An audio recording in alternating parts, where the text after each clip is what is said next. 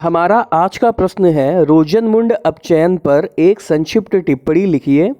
Ethyne पर H2SO4 एवं HgSO4 की उपस्थिति में जल की अभिक्रिया का केवल रासायनिक समीकरण लिखिए। तो चलिए देखते हैं रोजनमुंड अपचयन क्या होता है।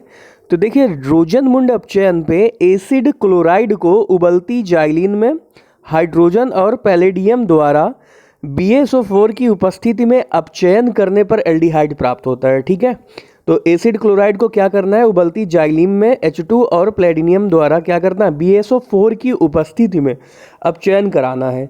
इसके अपचयन पर क्या होता है, एल्डिहाइड प्राप्त होता है।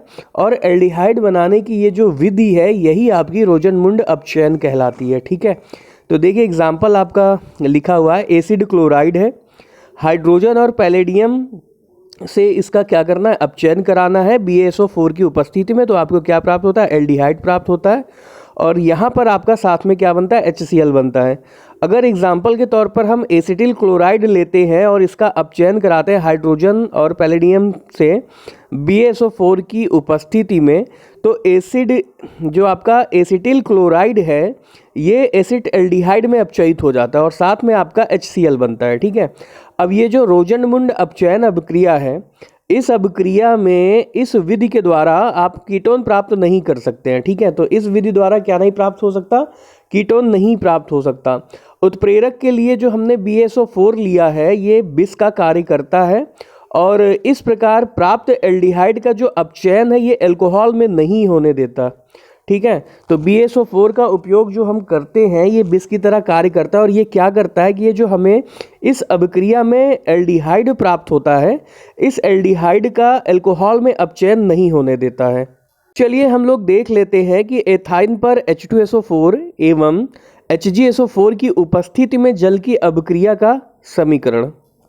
तो देखिए एथाइन पर हमको रिएक्शन पूछा था क्वेश्चन में, तो यहाँ पर एल्काइनों को अगर हम HgSO4 की उपस्थिति में तनु H2SO4 में प्रवाहित करते हैं तो क्या होता है।